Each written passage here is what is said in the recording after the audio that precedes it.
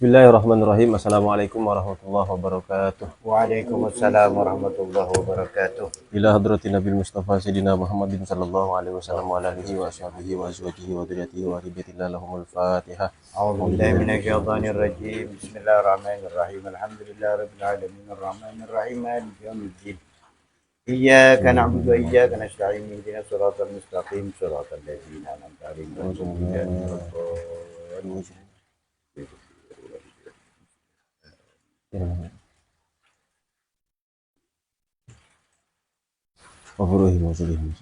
Al-Fatihah. A'udzu billahi minasyaitonir rajim. Bismillahirrahmanirrahim. Alhamdulillahi rabbil alamin arrahmanir rahim maliki yaumiddin. إياك نعبد وإياك نستعين اهدنا الصراط المستقيم صراط الذين أنعمت عليهم غير المغضوب عليهم ولا الضالين.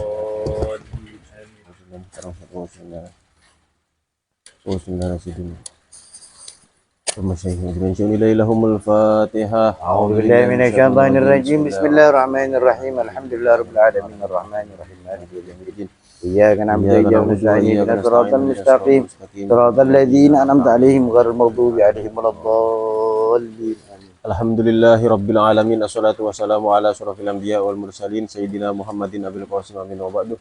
Rabbi syrah li sadri wa yassir li amri wa hlul 'uqdatam min lisani yafqahu qawli. Allahumma arinal haqqa haqqan warzuqna ittiba'ah wa arinal batila batilan warzuqna ijtinabah. Radina billahi rabba wa bil islami dina wa bi sayyidina Muhammadin nabiyyi Allahumma salli wa sallim alaihi. Bismillahirrahmanirrahim. Kembali lagi bersama kami di kajian mampir.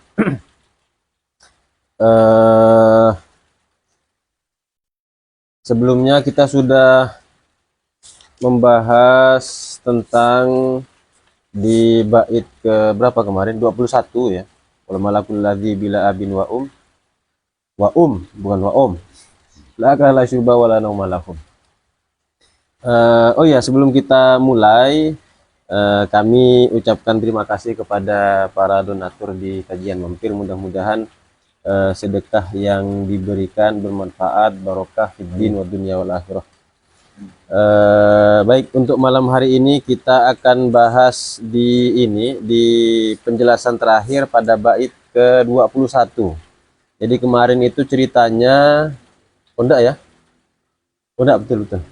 Ya, di bait ke-21 kalau di kitab saya ini di halaman 118. Kita akan bahas di far'un itu. Di satu pembahasan yang berkaitan dengan dengan perkara ukhrawiyat atau hal-hal yang gaib. Nah, sebagaimana yang sudah sering kami sampaikan bahwa kalau perkara yang dibahas itu adalah perkara gaib, maka kita tidak bisa menggunakan dalil akli, melainkan harus menggunakan dalil nakli. Kok tidak bisa menggunakan dalil akli? Karena akal itu mentok hanya bisa menilai bahwa hal tersebut atau informasi tersebut adalah sesuatu yang mungkin bagi akal.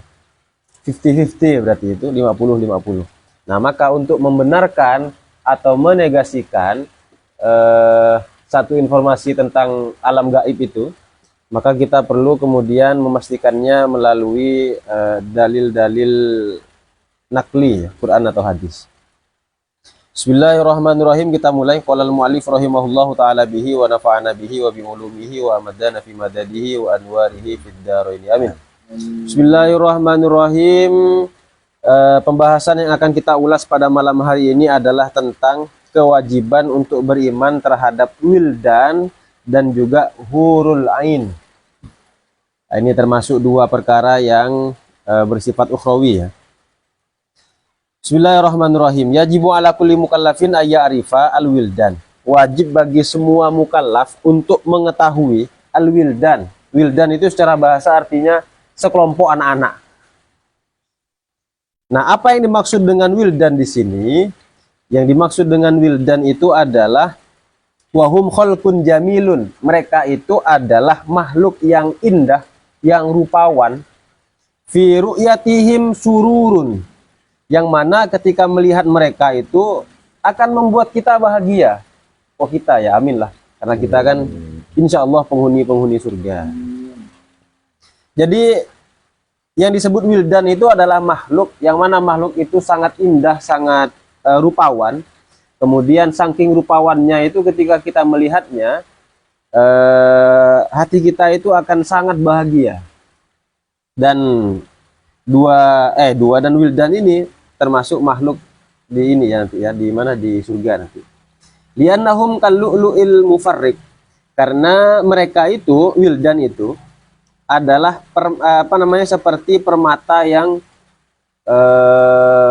permata yang bertebaran.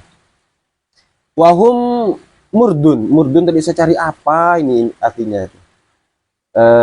Wahum dan mereka itu murdun ialah berwujud amrod setelah saya cari ternyata adalah pengertiannya seorang makhluk lah kira-kira, atau seseorang seorang pemuda yang mana dia itu belum tumbuh janggut dan juga belum tumbuh kumis, ya mirip-mirip saya lah kira-kira.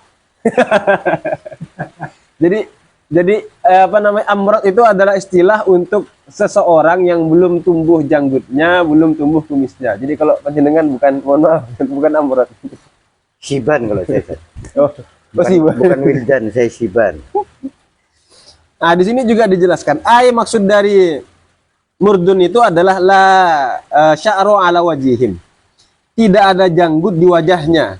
Jadi masih masih polos gitu, itu masih ya tidak ditumbuhi oleh bulu-bulu begitu itu di wajahnya. Ala surati aula di dunia, dan penampilan mereka itu seperti anak-anak di dunia. Maksudnya itu bukan bukan tubuhnya itu, posturnya misalnya kayak anak-anak, enggak. Jadi maksudnya adalah penampilannya, raut wajahnya itu. Karena mereka tidak ditumbuhi oleh bulu-bulu, entah itu kumis ataupun janggut, maka penampilan mereka itu seperti anak-anak ketika di dunia. La yashibun, dan mereka juga tidak beruban. Mohon maaf, Ustaz. Tidak beruban. Kayak Teddy. Teddy sama. Sebutkan lagi itu. Hah? Seskap. Oh. Yang diisukan. Enggak, bukan itu. Atau kayak saya waktu mudanya lah gitu lah. Kurang lebih lah kayaknya, Ya. Ustaz. Ya kurang lebih. Berarti sekarang sudah tidak lagi muda untuk tidak mengatakan tua. Walidzalika, oleh karena itu yusammuna wildanan, maka dengan alasan itu atau berdasarkan hal itu maka mereka itu disebut dengan wildan. Jadi disebut dengan wildan itu kan wildan tadi kan segolongan atau sekelompok anak-anak. Kenapa kok disebut anak-anak? Karena tadi itu wajahnya itu tidak ditumbuhi janggut, kemudian wajahnya indah, penampilannya indah, dipandang itu bikin bahagia dan seterusnya. Kemudian la yahturu biqalbi ahadin minhum fahisyah, dan tidak ada satupun di antara mereka itu, di dalam hati mereka itu untuk melakukan keburukan. La ablahum wala mereka itu tidak punya bapak dan juga tidak punya ibu.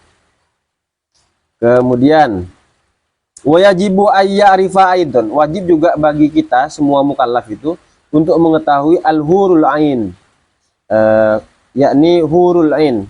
Hurul ain ini sering diterjemahkan dengan bidadari. Nah, kalau wildan itu versi bidadaranya, kira-kira begitu. Kalau ini hurul ain itu versi bidadarinya. Siapa hurul ain itu adalah wahunna nisaun khalaqahunnallahu bi qudratihi min nurin. Mereka itu adalah perempuan yang mana Allah ciptakan bi qudratihi, dengan kudrohnya, dengan kuasanya, min nurin, dari cahaya. La abalahunna wala mereka juga tidak punya bapak, tidak punya ibu. Kila, dikatakan dalam sebuah pendapat, innahunna khuliqna min nurin, sesungguhnya mereka itu diciptakan dari cahaya. Kemudian wa yankihuhunna al-mu'minun, kemudian mereka itu dinikahi oleh orang-orang mukmin, oleh kita-kita lah kira-kira begitu. Amin. Berdasarkan ayat lam yatmithunna insun qablahum wala jan, ini di surat Ar-Rahman. Istrinya komen. Biarin. Amin katanya. Nah, ciri-cirinya mereka itu hurul ain tadi itu adalah lam yatmithunna insun qablahum walajan. Mereka itu tidak pernah disentuh oleh manusia qablahum sebelumnya walajan, dan juga tidak pernah disentuh oleh jin. Jadi apa ya? Fresh graduate. Lawan terus. Wa kullama asabuhunna, ini bagian yang paling disukai oleh Bang Sam.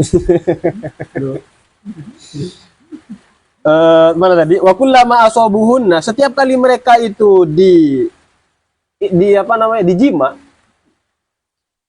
wajaduhunna abkaron, maka mereka itu akan kembali perawan.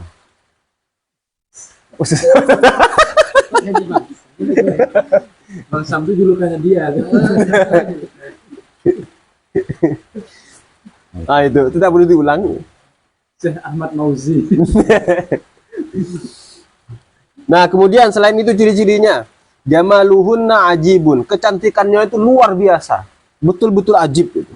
Ka'annahunnal yaqutu fi sofaihinna. Mereka itu seolah-olah seperti yakut, batu yakut fi sofaihinna. Bukan yang itu ya, bukan yang itu. Bukan. Mereka itu, oh ya, saya tekankan, mereka itu seolah-olah seperti batu yakut.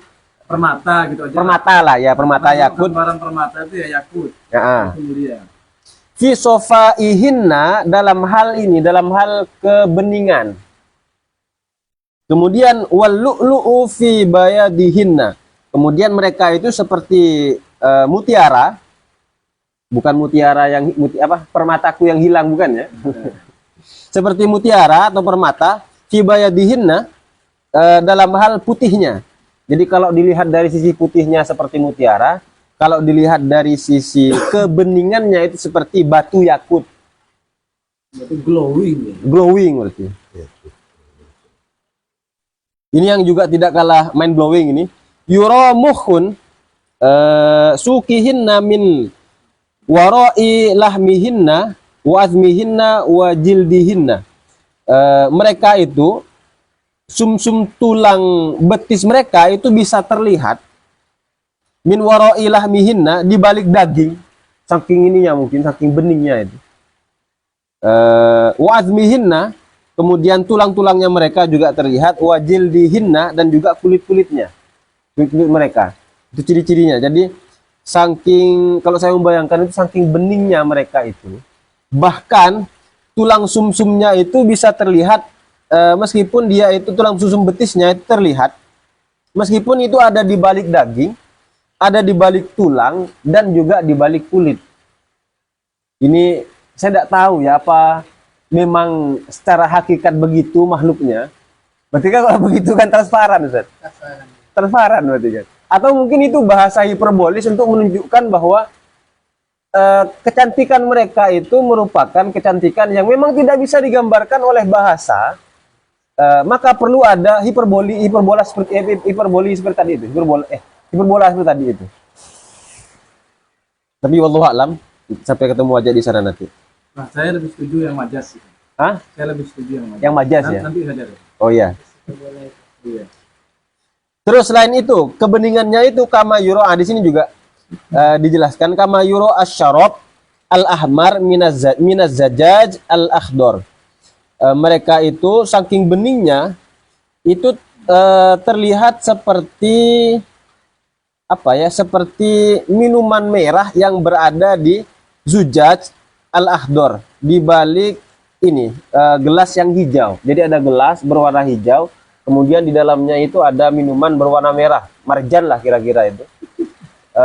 Jadi kan tampak kelihatan itu. Nah, kira-kira demikian gambarannya itu kira-kira. Wasaubul ahmar, kemudian pakaian mereka itu merah, Digoda. tapi tidak ada bantengnya. Tidak ada. Ya, betul kan, tidak ada emang. Cuman merah udah gitu aja. Minazujat di balik kaca putih. Minazujajil abyad, di balik kaca putih. walau ansya'ratan minasyu'urihinna tola'at ilal ardi, seandainya sehelai rambut mereka itu muncul di bumi, jatuh di bumi, la ado'a ahlul ardi, maka bumi itu bersinar terak, bercahaya itu. Ya kurang lebih seperti kena lampu inilah. Iya. Ini kalau sampai terjadi sekarang, Ustaz, Philip bisa bangkrut. Untungnya enggak ya. Alaihinna wa alaihinna sab'una hullatan. Kemudian mereka itu menggunakan 7 lapis pakaian. Kemudian ru'usuhunna, kepala mereka itu mukallalatun biddur, dihiasi dengan ada mahkota yang dihiasi dengan mutiara di kepala mereka itu. Murasso'atun bil yakut al ahmar, pada yakut lagi ya. Dan di situ bertahta ada batu yakut tadi itu berwarna merah.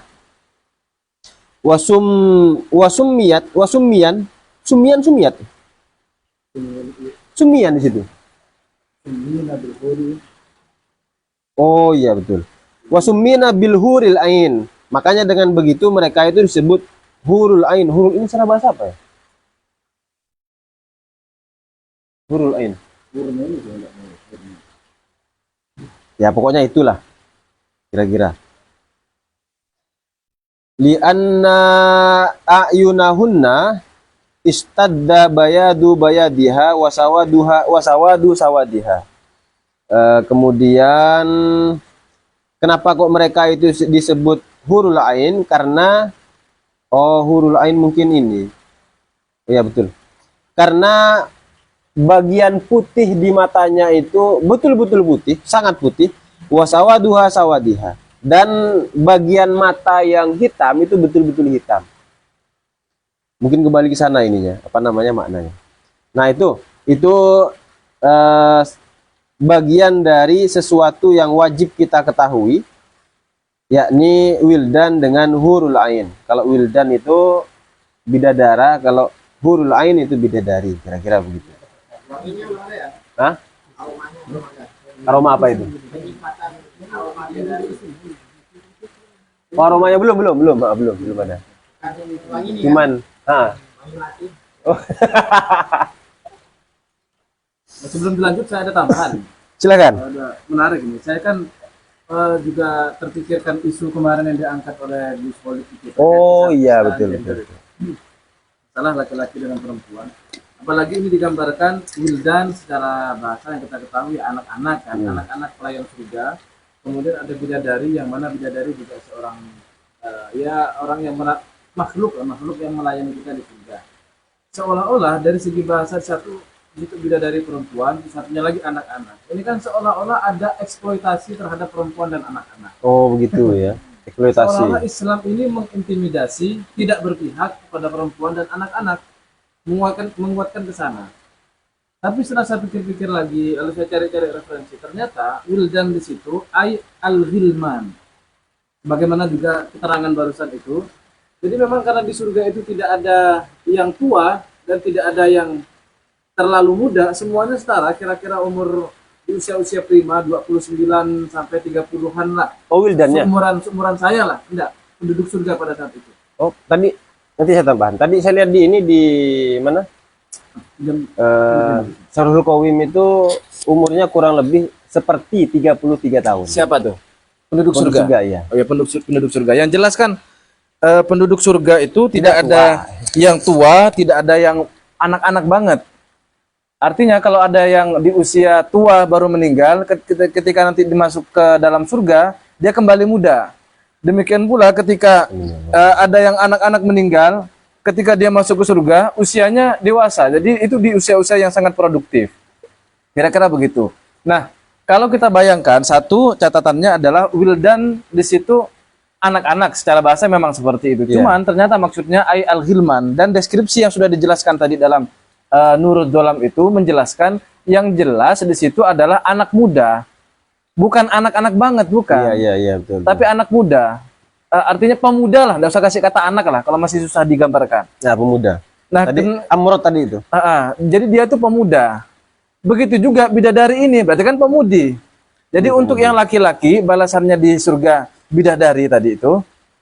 Sedangkan untuk yang perempuan, ibu-ibu tidak ada di sana nanti, Bang. Tidak ada di sana. Jadi sudah kembali muda lagi. Siapa nanti yang akan melayani dia, yang akan menyenangkan dia? Ya wildan ini, pelayan-pelayan surga ini. Satu. Kemudian yang kedua, kenapa tentang bidadari ataupun wildan ini perlu dibahas? Karena juga sudah dideskripsikan dalam Quran. Oleh sebab itulah kita wajib beriman. Iya, betul. Nah, dan setelah saya riset ayat-ayat yang berkaitan, yang berbicara tentang wildan ataupun hurul ain, tentang bidadari ini, itu hampir seluruhnya itu adalah ayat-ayat Makkiyah. Oh, Artinya apa? Karena itu ayat-ayat di awal Makkiyah. periode dakwah berarti.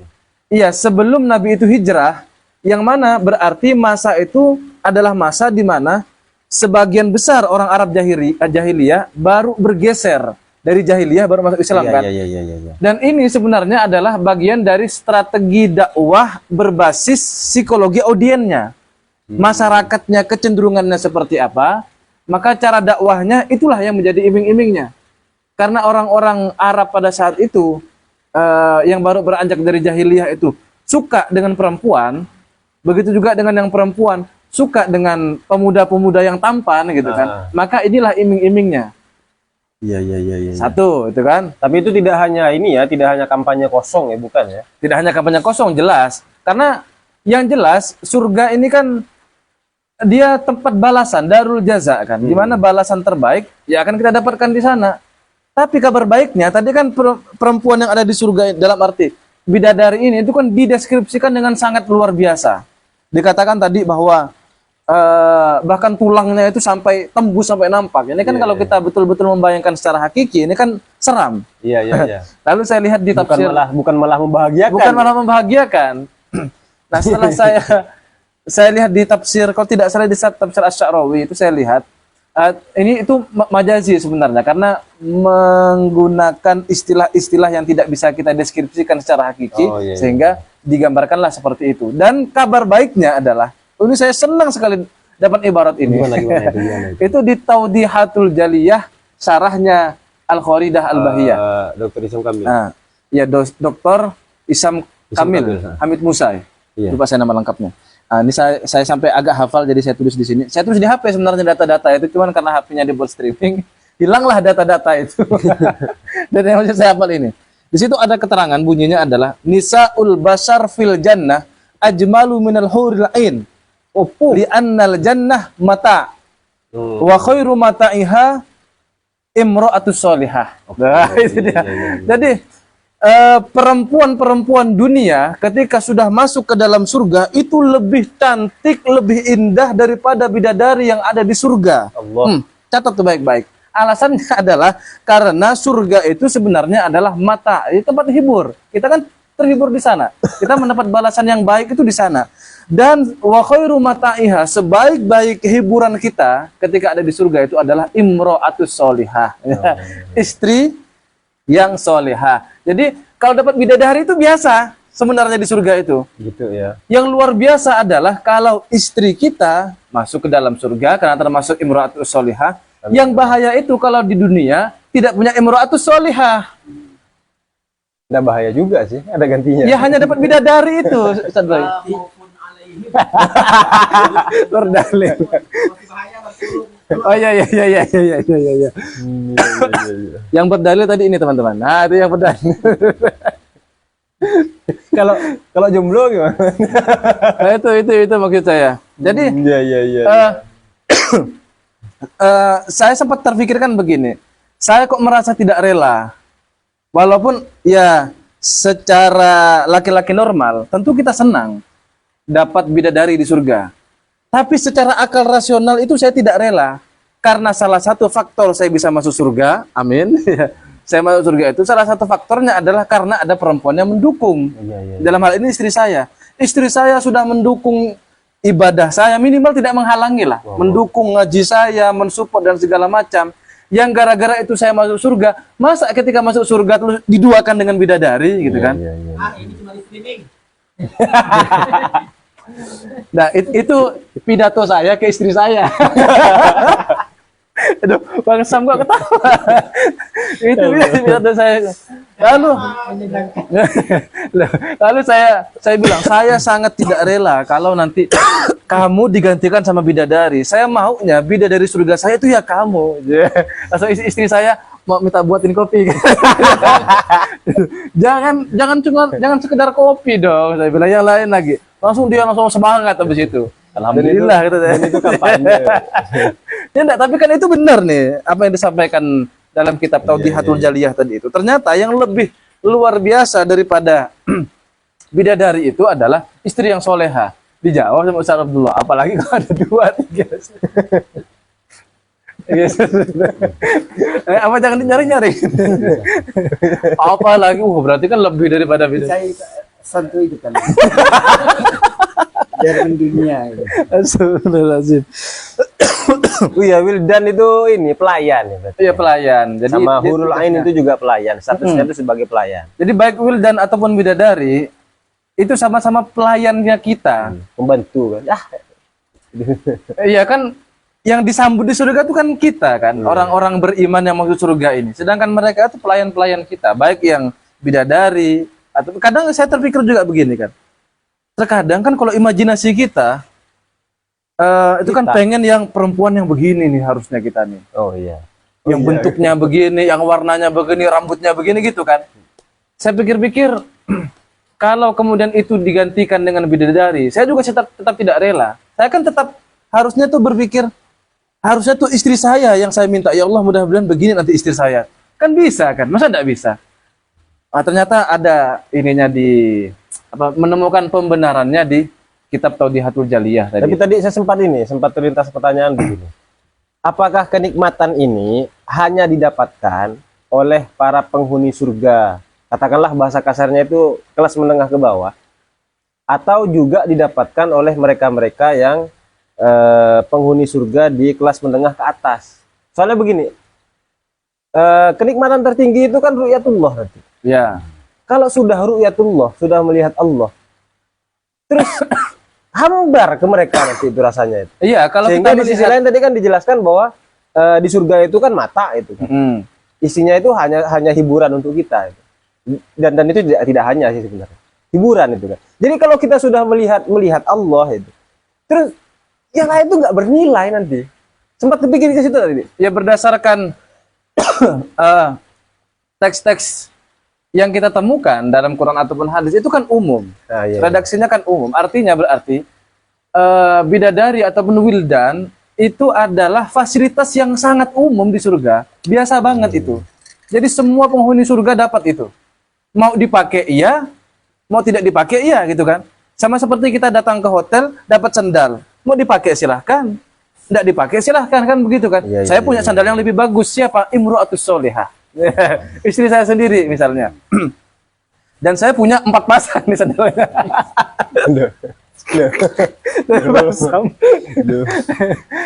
Jadi terserah. Tekstual yang bilang Gilman ini laki-laki enggak?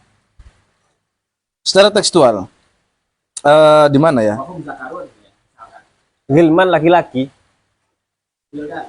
Wildan. Karena kalau secara bahasa Arab kan walad ya masih izin Ya. ini. Kecuali dalam percakapan sehari-hari orang Arab Saudi. Kalau nanya cek walad audinit. Jadi walad itu kitlaknya ke laki. Ini kan masuk ke lahjah Amiyah. Iya. Kalau secara walad ya belum bisa diputuskan. Iya, belum bisa diputuskan juga sih. Wildan sezakat. Tapi Ya. tadi ini apa wahumurdun tadi itu? Enggak bisa dijadikan alasan juga. Yang jelas kan kalau ada isu-isu terkait eksploitasi perempuan dan anak-anak tadi itu kan, ya ini tidak juga karena semuanya hampir setara Iya, betul. secara usia.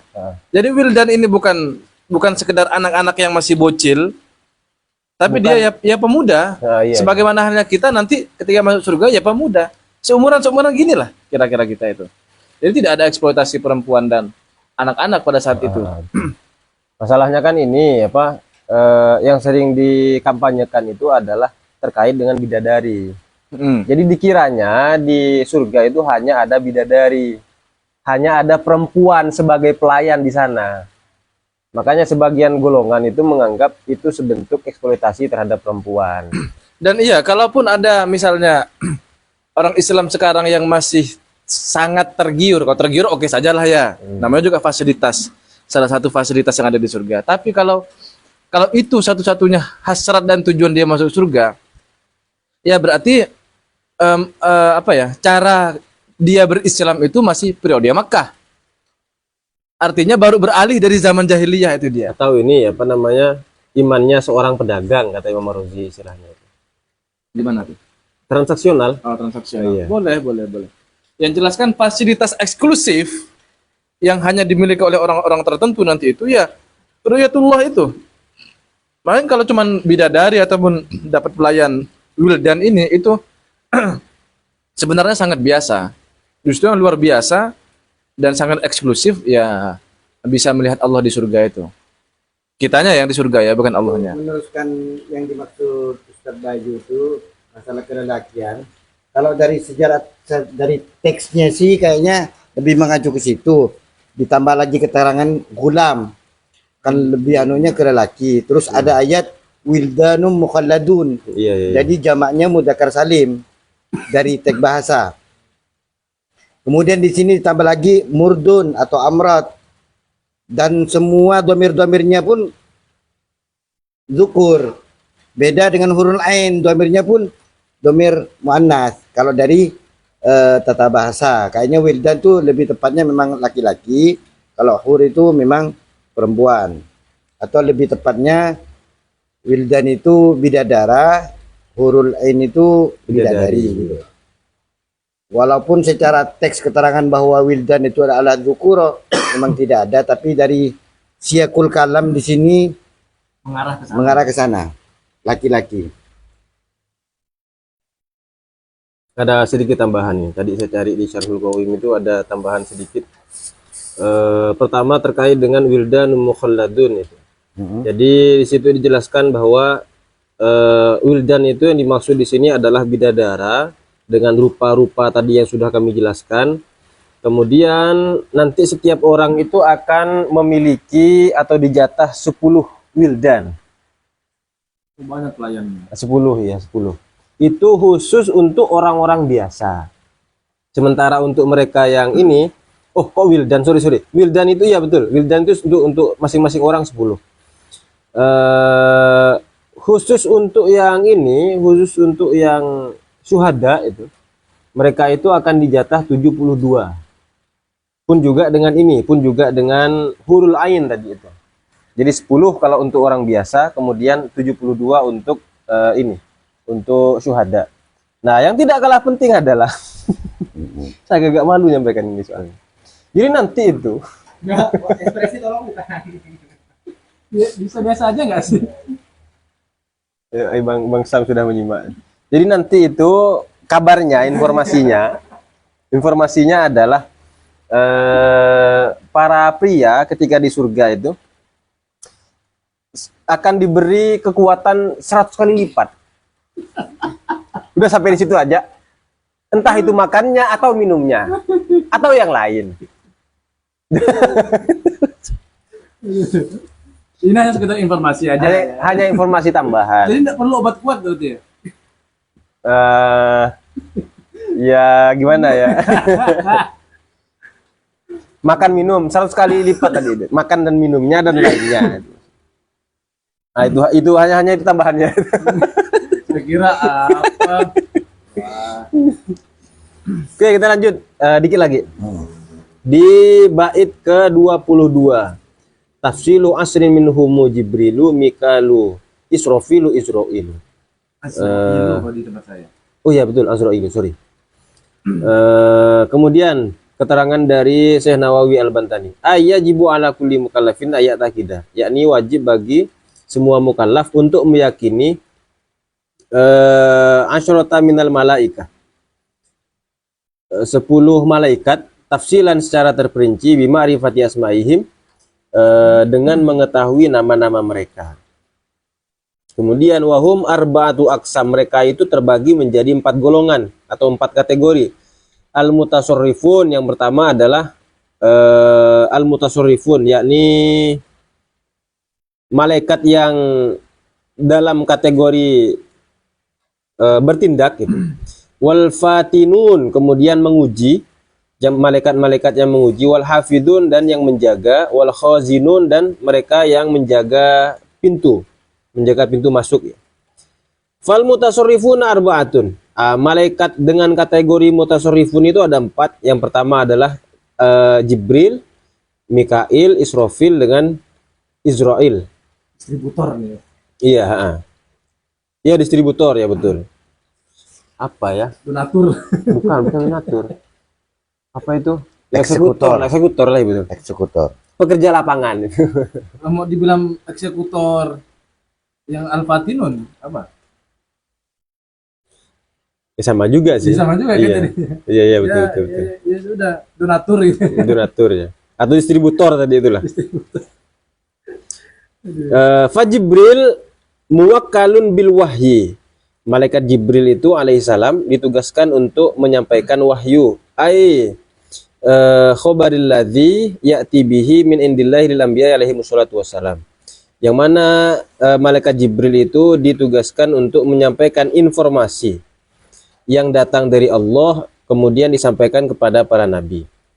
Qala al-Jalalus Suyuti, Imam Jalaluddin As-Suyuti berpendapat wa innahu yahduru mauta min yamut mayyamut, iya betul.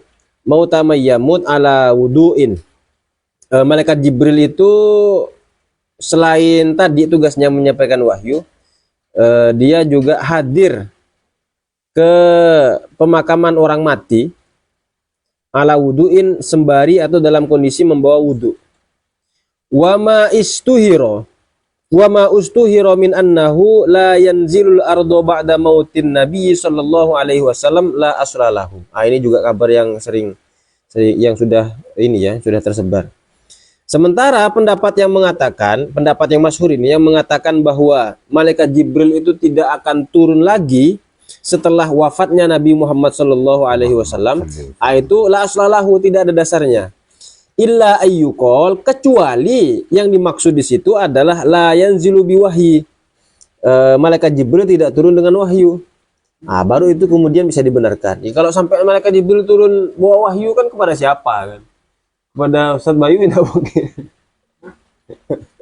Dapat wahyu. Wahyunya ngaji di tahfiz. Berarti kita dapat wahyu. Nah, kecuali kalau semisal pendapatnya berbunyi seperti itu atau pemahamannya demikian, malaikat Jibril tidak turun ke bumi lagi dengan membawa wahyu, itu bisa diterima.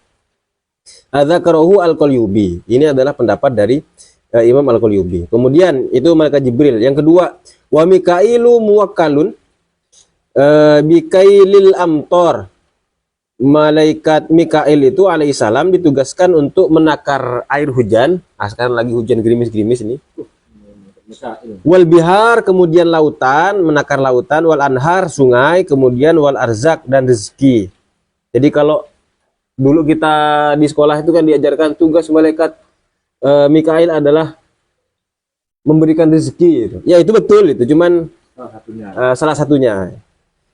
Jadi kalau berdasarkan kitab Nur Dolam ini dijelaskan bahwa tugas Mikail itu adalah menakar air hujan. Kalau ada hujan gerimis-gerimis kayak sekarang di Singkawang ini, atau lebat dan seterusnya, itu ya bagian dari tugasnya malaikat Mikail. Lautan, sungai, rezeki. Wa taswiril ajinnah fil arham. Kemudian selain itu tugasnya malaikat Mikail adalah membentuk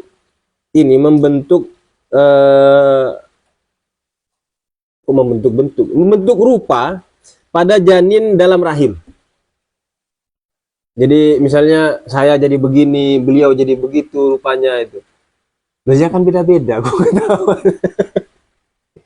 Kenapa sama? Kan ini wajah kita beda-beda itu maksudnya. Nah, jadi yang bertugas untuk membentuk rupa macam-macam manusia dalam rahim itu adalah malaikat Mikail. Yang ketiga, wa Israfilu muwakkilu bil lauhi al mahfud. Kemudian malaikat Israfil ditugaskan untuk menjaga lauhul mahfud. Lauh itu artinya kotak. Saya ingat dulu siapa kawan kita, Yogi nggak salah itu nanya terkait dengan lauhul mahfud. Kemudian sama guru kita itu Laut Mahfud katanya. laut mahfud. Sama guru kita jawab, lauh itu pokok nanya informasi apa yang ada di lauhul mahfud, kira-kira gitu lah saya ingat itu. Kemudian sama guru kita dijawab, lauh artinya kotak, mahfud artinya apa namanya, terjaga atau tersembunyi. Karena dia kotak tersembunyi, dia yang tahu. Wa nafi fissur. Kemudian selain ini, selain menjaga lauhul mahfud itu, tugasnya malaikat Israfil adalah meniup sangkakala. Wa huwa qarnun min nurin. Sur itu atau sangkakala itu adalah qarnun itu tanduk ya. Iya. Terlihat di kamus tanduk. Tanduk yang terbuat dari cahaya. Jadinya sesuatu yang memanjang. Iya. Saya awalnya kok diistilahkan dengan trompet gitu kan. Ternyata di sini kan bentuknya itu kornun, seperti tanduk. Trompetnya orang-orang dulu lah begitu. Itu kan koran juga. Apa ya? Yang di bawah. Termos ini ya. Begini. Kornun min nur. Dia itu atau sangkakala itu terbuat dari cahaya. Wa fihi thukubun ala adadil arwah. Kemudian di dalam trompetnya itu ada banyak lubang ala adadil arwah, sesuai dengan jumlah ruh. Fayamfuhu fihi nafqatain. Kemudian sangkakala itu ditiup 2 kali. Fanafqatul ula, tiupan yang pertama itu tafna fiha jami'ul makhluqat, menghancurkan semua makhluk illa masya Allah, kecuali yang dikehendaki oleh Allah. Wahia al mustasnayat as-sab'ah. Yakni yang dikecualikan itu ada 7. Ketika ditiup pertama semuanya hancur kecuali 7. Dan ini dikehendaki oleh Allah. Apa saja itu? Wahiyal arsu wal kursiyu wal lauh wal qalam wal jannah wan nar wal arwah. Di ruh itu enggak apa namanya, enggak musnah ya. Ars, kursi, lauhul mahfuz, qalam, kemudian jannah, nar, kemudian arwah, ada 7. Itu tiupan yang pertama. Jadi ditiup 1 kali, mati semua, hancur semua kecuali yang 7 ini. Wa nafqatu tsaniyah, kemudian tiupan yang kedua, tub'atsu fiha jami'ul makhluqat, semua makhluk itu akan dibangkitkan, fatarjiul arwah lil ajsadiha. Kemudian ruh-ruh itu akan kembali ke jasad-jasadnya. La tukhti'u ruhun jasadaha. Dan ruh-ruh tadi itu tidak akan salah alamat. Tetap masuk ke jasadnya. Saya menduga tadi pas kita pelajari ini, saya ingat dengan ajaran ini. Kalau habis mati hidup lagi, reinkarnasi. Saya ingat dengan ajaran itu. Kebetulan saya kan dekat dengan seorang guru agama Buddha. Waktu itu sempat kita gurau-gurau itu kan. Nanti kalau kita mati gimana? Saya kalau mati kan nanti jadi dewa, kata dia. Tadi ya. Iya, kalau apa namanya, kalau baik, kalau buruk kan jadi kodok, saya bilang.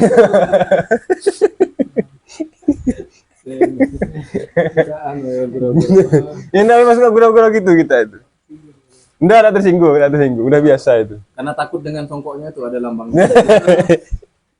Iya kalau jadi dewa, saya bilang itu. Mau jadi kodok, ketawa dia. Barangkali ini termasuk penjelasan untuk apa ya? Untuk mengkonter ke sana barangkali. Jadi tidak ada, kalau semisal reinkarnasi kan berarti ada satu tubuh, ada 2 tubuh yang memiliki satu jasad, satu ruh. Kalau seperti itu kan. Nah, kabarnya yang saya tahu itu kalau reinkarnasi, kalau dia beramal soleh itu di dunia, kemudian mati, bereinkarnasi itu menjadi makhluk yang lebih tinggi lah kira-kira begitu. Tapi kalau semisal buruk perbuatannya, maka jadi kodok. Mereka kan tidak ada konsep akhirat. Tidak ada.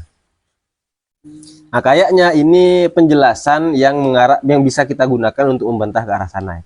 Wa ma baina nafkhataini arba'una sanah. Kemudian jarak antara 2 tiupan tadi itu adalah 40 tahun. Ditiup 1 kali, mati semua orang itu. Kemudian tiupan kedua itu adalah 40 tahun setelahnya. Wa dalilu dzalika qauluhu ta'ala. Sementara dalil tentang hal ini, penjelasan itu Qauluhu ta'ala ialah firman Allah Ta'ala, wa nufikha fis suri fasa'iqa man fis samawati wa man fil ardi illa man syaa Allah.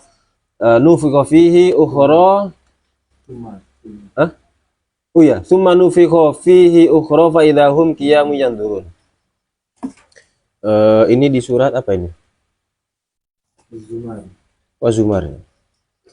Wa nufikha fis sur, sangkakala itu ditiupkan, kemudian fasa'iqa man fis samawati wa man fil ard. Lalu matilah semua makhluk fis sama wa man fil ard, di langit dan di bumi, illa man syaa Allah, kecuali yang dikehendaki oleh Allah.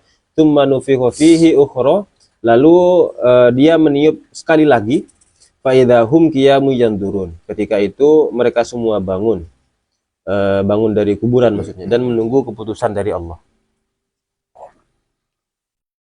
Habis itu aja lah bengkarnya, biar enggak kepanjangan. Demikian, jadi kita bisa simpulkan bahwa satu, tugas malaikat Jibril adalah memberikan informasi berupa wahyu. Setelah Nabi meninggal, maka beliau tidak turun lagi dalam rangka membawa wahyu, tetapi beliau masih turun ke dunia untuk menghadiri pemakaman orang-orang yang sudah meninggal dalam kondisi membawa wudhu, malaikat Jibril. Terus yang kedua, malaikat Mikail tugasnya adalah menakar air hujan tadi, kemudian laut, sungai, memberikan rezeki, kemudian memberikan bentuk terhadap seseorang, terhadap calon bayi yang berada di rahim.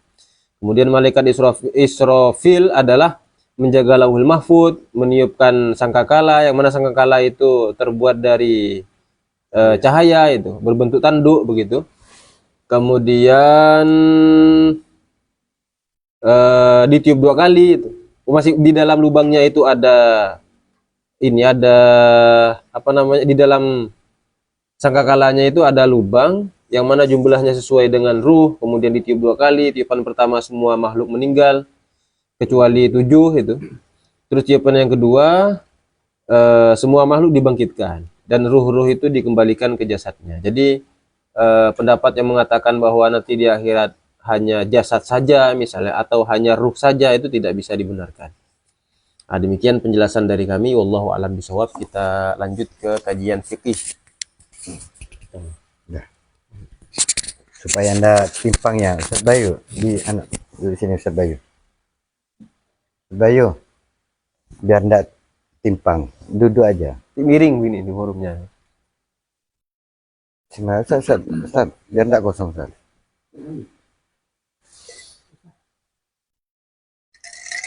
Mungkin dulu, Pak. Hah? Mungkin dulu. Oh, Nanti kalau hampir tasawuf, kalau enggak ada, saya... oh ya.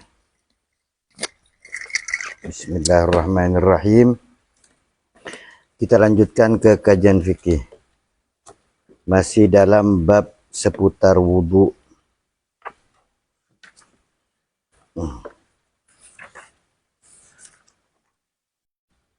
Kemarin kita sampai di bab syarat sahnya wudu, diantaranya adalah Islam, tamyiz, suci dari haid. Nah, ini kita bahas ini. Suci yang dimaksud an-naqa, yang dimaksud itu bersih. Maksudnya cukup darahnya sudah berhenti, itu sudah bisa, sudah memenuhi syarat untuk melaksanakan wudu.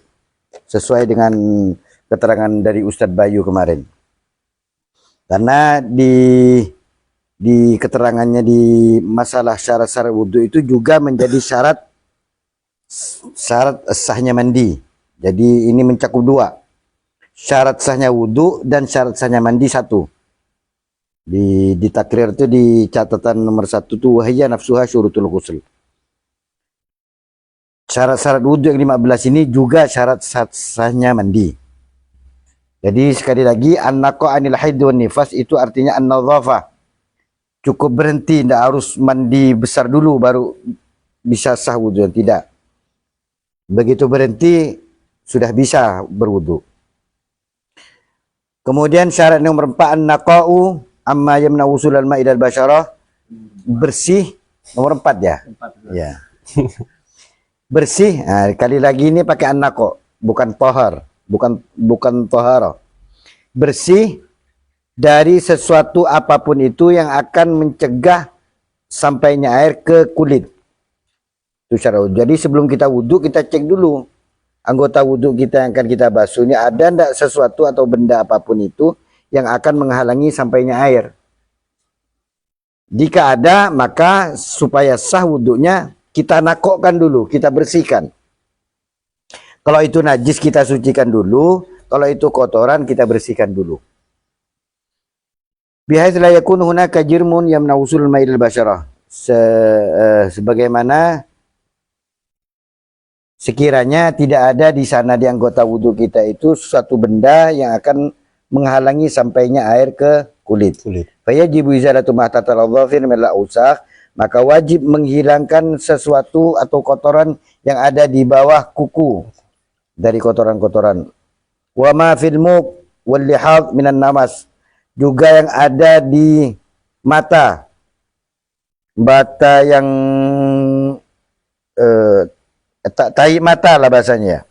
Kotoran mata. Yang kotoran mata yang dekat dengan hidung ataupun yang dekat dengan pelipis. Jadi ada dua yang perlu kita bersihkan, yang kita perlu perhatikan. Jadi bersih dari kotoran mata, karena itu akan mencegah sampainya air ke kulit yang ada di pinggiran mata ini, baik yang sebelah sini ataupun sini. Lihat itu entah yang sini atau muk yang sini, antara dua lah. Intinya di pinggiran mata itu harus kita bersihkan dulu. Kalau kita bangun tidur misalnya, jangan langsung wudhu, takut masih ada kotoran matanya, jadi kita bersihkan dulu. Nah, apalagi mengering, itu akan mencegah sampainya air sehingga akan tidak sah wudhu kita. Wa ghairi dzalik mimma yan'usul al-ma' ila al-basyarah, dan apapun itu bendanya selain yang telah disebutkan tadi, pokoknya harus bersihkan dulu. Yang nomor 5, alla yakuna 'ala al-udhi ma yughayyirul ma'. Selanjutnya syarat sahnya wudhu yang nomor 5 adalah tidak ada di anggota wudhu kita itu sesuatu apapun bendanya itu yang akan merubah air. Maksudnya merubah gimana? Bihaitsu yaslubu isnal ma', yang sekiranya benda itu merubah dengan cara menghilangkan kemutlakan air. Jadi air itu sudah tidak disebut air lagi. Contohnya seperti apa? Sesuatu yang merubah kemutlakan air itu seperti hibrin, tinta. Misalnya di wajah kita ada tinta, wasabunin atau ada sabun, masalan kira-kira contoh. Ketika kita membasuh wajah, maka air yang bercampur dengan tinta ataupun sabun itu sudah sesuatu yang merupakan air, sehingga airnya bisa berwarna sesuai dengan warna tinta. Kalau itu sabun, jadi bercampur sabun sehingga merubah air tersebut. Dan itu tidak bisa memenuhi syarat, maksudnya tidak bisa dikatakan sah wudhu kita kalau ada sesuatu yang merubah air. Sehingga air mutaghayyir. Sehingga baiknya sebelum kita wudhu itu kita cek anggota badan kita ada kotoran atau najis, kita bersihkan dulu. Kalaupun ada sesuatu yang dapat merubah air itu sendiri, kita bersihkan dulu, misalnya sabun. Yang umum nih sabun. Biasanya itu perempuan habis cuci muka gitu, masih banyak sabunnya, langsung diniatin wudhu. Nah, itu bisa tidak sah karena air sudah berubah. Susah kosmetik paling bedak-bedak. Ya, itu juga. jadi cara yang terbaik itu bersihkan dulu wajahnya dari bedak-bedak dan apapun yang ada, baru kita berwudhu.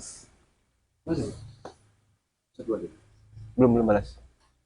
Takut datang ke. Selanjutnya syarat yang nomor 6 adalah al-ilmu bi fardiyati. Ai ayya'lama man yuridul wudu anna al-wudu fardun. Ini yang jarang kita kaji ya. Orang yang berwudu itu agar memenuhi syaratnya, maksudnya sah wudunya, dia bagi orang yang mengambil wudu ini dia harus yakin, harus tahu bahwa wudu yang akan saya laksanakan ini hukumnya fardu. Di Kasifah juga ada, tapi ada tambahan, Ustaz. Itu untuk orang awam, umumnya orang. Tapi untuk yang alim harus tahu apa saja. Apa saja? Ya, yang menjadi apa namanya, rukun bagi wudu. Oh bukan itu, Ustaz. Enggak termasuk ini ya? Itu nanti rinciannya, Ustaz. Maksudnya di sini orang yang mau wudhu nih dia harus tahu, berilmu bahwa yang wudhu yang akan saya laksanakan ini hukumnya fardu. Fardu, ya. Sama dengan kita orang yang mau sholat. Kalau dia tidak tahu bahwa sholat ini hukumnya wajib, maka sholatnya tidak sah. Dia harus tahu bahwa wudhu yang akan saya laksanakan ini adalah wajib. Kalau dia tahu yang dia tahu itu misalnya kayak sholat Jumat kan wajib. Tapi selama ini yang dia tahu itu sholat Jumat sunnah. Itu apakah sah begitu? Tidak sah. Tidak sah ya berarti. Itu nanti kaitannya dengan lagi-lagi syarat sahnya niat. Karena niat itu harus yakin. Yang kita al-ilmu bil manwi kalau di dalam syarat niat itu. Makanya penting niat itu kemarin itu. Dia apa yang akan dia niati dia harus tahu. Itu syarat niat. Sehingga berakibat kalau dia tidak tahu bahwa ini sholat fardu kan tidak, maka tidak sah sholatnya. Ini wudhu, ini fardu kan tidak ya, maka tidak sah wudhunya. Karena syarat sahnya itu al-ilmu bi fardiyati. Wudhunya itu satu, harus yakin. Berarti larinya ke tahap hukum tadi lagi Ya. biar bisa tahu ini wajib bukan sekedar Al-ilmu bil wanwi, kalau di syarat-syaratnya itu dia harus tahu yang akan dia niati. Wudhu itu sendiri hukumnya apa. Kemudian tahakkukul muqtadi, dia harus meyakini saya ini wudhu apa masalahnya. masalahnya. Iya. Apa? Untuk apa? Kalau dia saya ini kayak suci, kayak kentut, kayak enggak, maka enggak sah karena enggak ada tahakkuk. Tidak aci kalau aku tajwid wudhu aja. Enggak ci. Kalau itu toh batal ya berarti wudhu asli.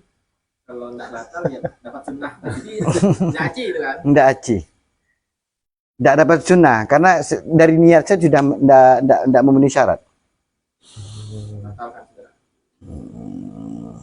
Kemudian ini masuk yang disampaikan maksud tadi. Syarat yang nomor 7, alla yataqida fardan min furudi sunnah wa fihi halatun. Nomor 7, dia tidak boleh meyakini salah satu fardu dari fardunya wudu itu sunnah. Ada orang mau wudu, dia mentakyin, kalau nanti kita bahas selanjutnya itu mentakyin, memastikan bahwa mencuci tangan ini sunnah. Itu batal wudu. Iya. Nanti ada keterangannya. Kalau dia yakin semua pekerjaan wudhu ini wajib, ada fardu, sah. Kalau kebalikannya, Ustaz, yang Nggak sunnah sah. diyakini sebagai wajib, Sah. masih sah ya. Lebih rincinya ini. Satu, hal-halnya itu. Jadi orang yang syarat yang nomor 7 ini tidak boleh dia berkeyakinan salah satu fardu dari fardu-fardunya wudhu itu adalah hukumnya sunnah. Taratan ya'taqidu anna kulla fardul wudu furudun fayasihu minhul wudu. Ini orang awam ini meyakini semua apa yang saya lakukan dalam pekerjaan wudhu ini adalah semua hukumnya fardu. Sah. Dua, ada lagi orang dalam kondisi wa taratan ya'taqidu kulla lafalil wudu sunanun falayasihu min wudu. Ini kebalikannya. Dia meyakini orang yang mau wudhu ini semua pekerjaan wudhu itu sunnah. Maka ini tidak sah. Jelas itu ya, logika. Nomor 3, wa taratan ya'taqidu anna fihi furudan wa sunanan wa la yumayyizu bainahuma fa fihi tafsil. Ada orang mau wudhu nih. Dia tidak bisa membedakan yang fardu yang sunnah ini tidak tahu. Membasuh tangan ini fardu apa sunnah ya tidak tahu. Intinya bingung dia. Maka ditafsir. In kana amiyan fayasihu bil ittifaq. Kalau itu orang yang berwudhu itu awam, tidak tahu ya, tidak bisa membedakan, la yumayyiz, membasuh tangan, membasuh ini tidak bisa dibedakan mana yang fardu mana yang sunnah. Untuk orang awam sah. Tetapi B-nya in kana aliman yasihu inda ibnil hajar wala yasihu inda Randi. Kalau dia adalah orang alim dalam kategori yang sudah ditentukan, maka sah menurut Ibnu Hajar dan tidak sah menurut Imam Ramli. Jadi kita ambil ringkasnya sah aja gitu. Nah, jadi kalau ada orang, ini penekanan, kalau ada orang mau berwudu, sementara dia tidak tahu, tidak bisa membedakan dalam pekerjaan wudu itu ada yang fardu, ada yang sunnah, tapi dia tidak bisa menentukan, membedakan ini fardu atau sunnah, maka secara global, secara ijmal dihukumi sah orang itu. Jadi yang perlu kita wanti-wanti adalah Yang tidak sah tadi, meyakini semua pekerjaan wudhu itu sunnah, itu batal. Artinya. Kalau dia meyakini semua fardu atau dia tidak bisa membedakan mana yang fardu dan sunnah, itu masih sah. Dan yang nomor kondisi yang nomor 4 adalah wataratan yaqulu inna masarrasi wa ghasal rijalina ahadu sunnatun wa lam yu'ayyin fayasihu di annahu lam ya'taqid fardan muayyanan annahu sunnah. Ada orang lagi, si orang yang mau mengambil wudhu ini, dia berkeyakinan bahwa di antara membasuh kepala, mengusap kepala, dan membasuh kedua kaki, itu dia yakin bahwa salah satunya itu sunnah. Tetapi dia tidak bisa memastikan. Nah, orang yang seperti ini gimana hukumnya sah?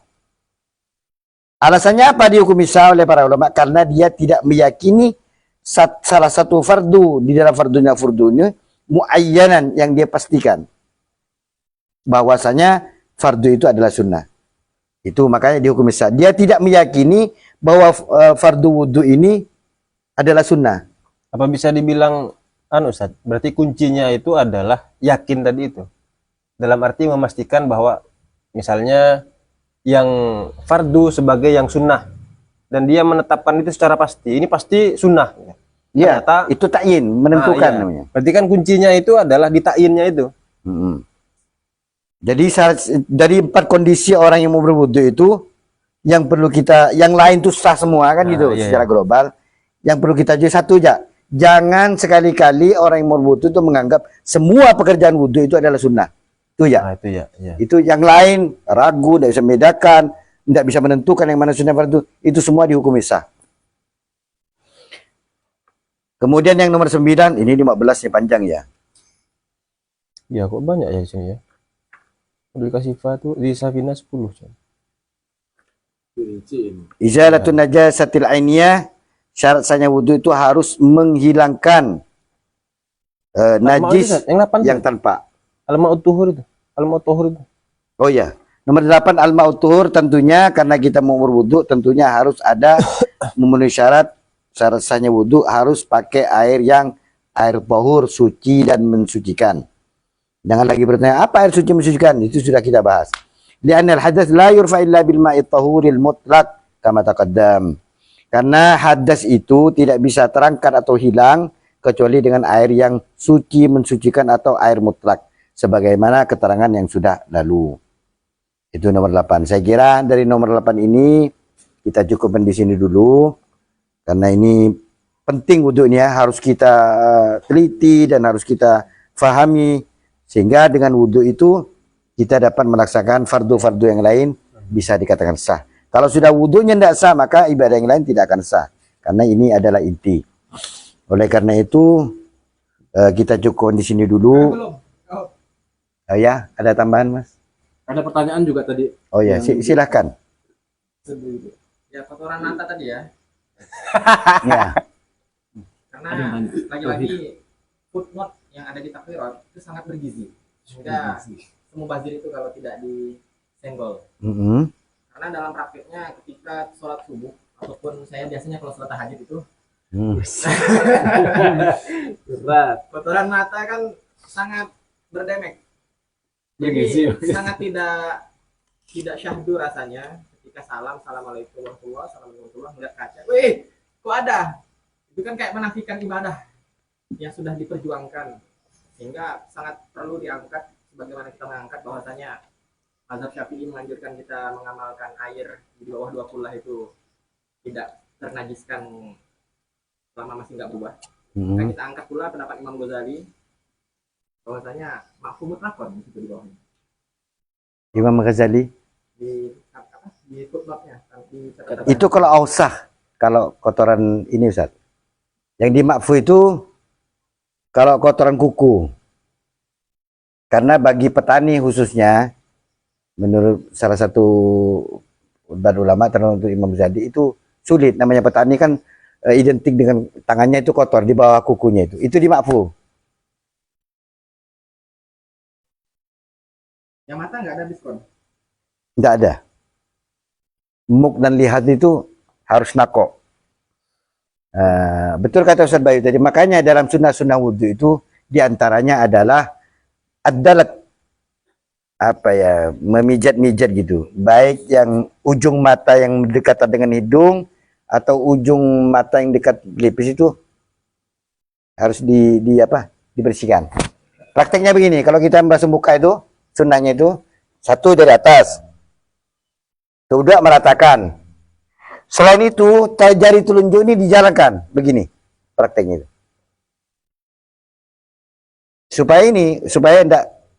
Supaya hilang kotoran mata itu, baik yang di sini ataupun yang di ujung. Jadi prakteknya begini, ini sudah sunnah satu, jangan dilepas, ininya juga bersihkan matanya ini. Dan banyak-banyak sunnah ya, ribet lah pokoknya dibahas. Termasuk itu alul ghur, ini dilebihkan, dilewatkan dari batas wajah. Termasuk telinga juga terusap, banyak itu sunnah-sunnah. Ya, berarti kalau kotoran kuku masih banyak biskol. Untuk mata nih sementara masih sewajib itu. Seharus itu. Walaupun pernah dengar ya kayak pernah dengar. Masih waham. Perlu Kalau yang di Imam Ghazali itu dalam kotoran itu kotoran, Ustaz. Itu dima'fu. Karena mengingat para petani itu kan jarang bersih kukunya itu. Itu karena masih dima'fu. secara praktek kotoran mata pun sudah digosok. Tapi pas mengering kok masih ada. Nah gitu. Sehingga memang harus pakai lap lagi deh. Ya cukup digosok-gosok pakai Lamaan air. tidur tuh berarti. Sampai udah memfosil. Yang sakit mata itu udah dibersihkan nanti habis sholat Keluar tahu lagi ada berarti. Yang ini kan proses wudhu. Yang penting waktu wudhu, udah. Habis wudhu mau keluar Doraemon ke nangis itu enggak masalah. Oh, berarti setan Ini kan ya. proses wudhunya harus bersih. Setan masuk. Waktu mau wudhu itu harus bersih. Keluar pepaya ya, Ustaz. Ya. Keluar pisang. Saya kira itu juga terus lebih menimpali apa yang disabdakan oleh beliau ini tadi. Ucapan terima kasih kepada donatur juga. Alhamdulillah Fatihah sudah dikirim ke almarhumin. Moga-moga menjadi amal jariah bagi donatur-donatur yang sudah mengirimkan amal jariahnya untuk almarhumin, almarhumat yang telah kami catat di tertibul Fatihah tadi. Jazakumullah khairul jaza. Kita lanjutkan ke kajian tasawuf. Masih ada satu pertanyaan dari Oh iya, peserta. apa ya? Syah? Perlu dijawab ini ya. Perlu jawab. Oh boleh, Kawan boleh. kita. Apa itu? Oh iya, dari kawan kita saudara Alam. Yang lain itu apa? Satu sekali. Yang lain itu yaitu. Maksudnya? Jadi nanti di surga tadi saya jelaskan Ustaz, yang Oh. 1 kali lipat itu. Itu akan ditingkatkan baik itu makannya, minumnya ataupun syahwatnya. Dia Nah, perlu itu karena dia belum menikah juga. Nah, perlu legitimasi itu kan. Biasa jomblo-jomblo kan hanya punya ini angan-angan. Sebenarnya gitu ya. Oh, pertanyaannya yang 100 kali lipat. Iya, tadi kan Saya bilang tambahkan nih, saya tambahkan Ustaz. Dalam keterangan ulama itu, Oh, pemirsa. bahwa surga ini kan mala ainun ra'at wala udhun sami'at wala khatara ala qalbi bashar. Iya. Betul tadi itu semua itu majazi, Ustaz. Hanya gambaran aja. Pada sebenarnya tidak bisa Ustaz kita gambarkan. Pada sebenarnya. Iya. Sehingga dijelaskan itu kalau di surga itu cukup kita terlintas di hati itu langsung ada. Nah, gitu. Makanya saya menantang AI untuk menggambarkannya. Jadi tidak ada susah. Coba. Maaf, tidak di surga tidak ada WC. Tidak ada, jangan cari WC di surga. Iya, betul. Tidak ada karena tidak ada kenyang, tidak ada ngantuk. Semuanya normal-normal saja. Cemburu, benci, Tidak ada penyakit-penyakit itu tidak ada. Sehingga jangan kita berpikiran, aduh, nanti saya kalau dapat naudzubillah, sementara istri kedua, ketiga kita di neraka. Kita dapat bari, gimana ya? Kesembilan. Atau istri kita sama-sama masuk surga, tapi kita juga punya bidadari 70, bahkan sekian lebih. Apa istri kita tidak cemburu? Tidak ada, tidak ada cerita cemburu di sana. Tidak ada sakit hati, tidak ada hikit, la laghwa wala Doron. apa di surah Waqiah itu. Wala tidak ada perbuatan dosa, tidak ada taklif dan sebagainya. Pokoknya serba nikmat di atas nikmat. Bahkan diterangkan oleh ulama itu kalau kesukaan kita duren, walaupun digambarkan di sana seperti apa dan sebagainya. Kalau kita di dunia ini kan enak nih. Pertama suapan, kedua kan mulai kurang Ustaz. Iya. Ketiga Mulai mual. bosan itu. Tapi kalau surga berbalik. Suapan pertama misalnya 100 kenikmatan, 100 macam kenikmatan. Luapan kedua itu bertambah 200 kenikmatan. Nah gitu. Jadi tidak ada istilah Apalagi mual. Jadi kita coba trap pengen istri 100 langsung ada gitu. Bagian itu serius deh. Iya, tidak ada buang kotoran, tidak ada keringat bau, tidak ada. Wallahu a'lam bishawab. Kita lanjutkan. Belum, Supaya dua lagi nih. Oh ya. Kalau di surga full kenikmatan seperti yang dijelaskan, what next? Apa seterusnya? Apa menikmatinya tanpa batas? Ya, tanpa Ya, tanpa batas. batas. Ya, Mas. Tanpa batas. Tidak ada batas. Satu, tadi ada yang ketinggalan. Batasannya, ya apa itu dunia? Ada yang, iya betul. Ada yang ketinggalan tadi bahwa ketika di surga itu kan kenikmatan tertinggi itu melihat Allah itu. Nah, Di Syarhul Qawaim itu jelaskan bahwa untuk para wali melihat Allah itu nanti dua kali sehari. Masya Allah. Untuk orang-orang biasa itu kayak kita itu satu kali. Para wali itu melihatnya itu 2 kali sehari. Kalau kita untuk orang-orang biasa ini adalah sekali seminggu. Hari Jumat. Seminggu sekali. Paling saya 2 kali sehari. Nah itu aja kawan penjelasannya. Allah alam. Ya barangkali kan kita tidak tahu akhir hayat. Walaupun jadi wali sebentar lah. 1 jam. Silakan Ustadz Muhammad Abu Yazid Al-Bustami. Silakan. Oh iya beliau belum ada konfirmasi ya. Kemana? Mungkin ada urusan lain. Kita akan lanjutkan di kajian yang ketiga, bukan yang terakhir nih ya, karena yang terakhir nanti di luar streaming ini. Yang ketiga kita akan membahas tentang ilmu tasawuf. Masih di kitab Minhajul Abidin ila Jannati Rabbil Alamin karya Al-Imam Abu Hamid Muhammad bin Muhammad Al-Ghazali At-Syafi'i Al-Asy'ari. Itu terus yang dibahas. Penting ya? Penting ya. Bismillahirrahmanirrahim. Qala al-musannif rahimahullahu ta'ala wa nafa'ana bihi wa bi'ulumihi wa amaddana bimadadihi wa anwari fid dharain. Amin. Tsumma inna salafas shalih ridwanullahi alaihim. Bidadarinya ini ya. Apa? Beliau minta buatkan AI. Mana enggak ada gambarnya? Tidak ada makanya itu. Tembus semua. Terus. Ya, kita lanjut. Seneng kan kabar-kabar tentang bidadari. Nah, kita harus tahu prosesnya nih gimana. Ini prosesnya nih sekarang. Dengarkan kisah anak. Kemudian sesungguhnya para pendahulu kita, yakni orang-orang salaf, yang mana mereka semua adalah as-soleh, orang-orang yang soleh, ridwanullahi alaihim. Semoga Allah meridhoi mereka semuanya. Amin. Setelah kita sebelumnya membahas tentang dalilnya nih, dalil bahwa makhluk, khususnya manusia, karena kita manusia, itu memang betul-betul seringkali menjauhkan kita, bahkan menghalangi kita, bahkan menjerumuskan kita. Tidak hanya menghalangi kita untuk beribadah, tapi menjerumuskan kita dalam kemaksiatan. Itu dikuatkan satu dengan hadis. Sudah kemarin. Yang kedua, kalau sahabat. Sudah juga. Yang ketiga, salaf nih. Saking untuk memperkuat. Sudah ini sudah 3 generasi terbaik. Ada sahabat, ada tabi'in, ada tabi'ut tabi'in. 3 generasi terbaik. Sudah dijamin oleh Rasulullah ini 3 generasi terbaik. Maka ucapannya, perkataannya, perbuatannya, ya harusnya kita teladani. Nah ini kemudian salafus soleh, ajma'u. Mereka semua sudah sepakat. Ijma' mereka. Ala tahdhiri min zamanihim wa ahlihi. Mereka sepakat agar berhati-hati terhadap zaman tersebut. Akhir zaman, di mana zaman itu sudah banyak fitnah, sudah banyak godaan kekacauan, dan juga tidak hanya zamannya, tapi orang-orang yang hidup di zaman tersebut. Wa atharu al-uzlata. Kemudian mereka itu memilih untuk melakukan uzlah. Wa amaru bidzalika. Bahkan mereka juga memerintahkan kita semua kepada sahabat-sahabat yang lain, kawan-kawan yang lain, memerintahkan kita semua untuk melakukan hal tersebut, yakni uzlah atau tafarrud, mengisolasi diri dari kebisingan duniawi atau keruhnya kondisi dunia dari maksiat-maksiat yang ada pada saat itu.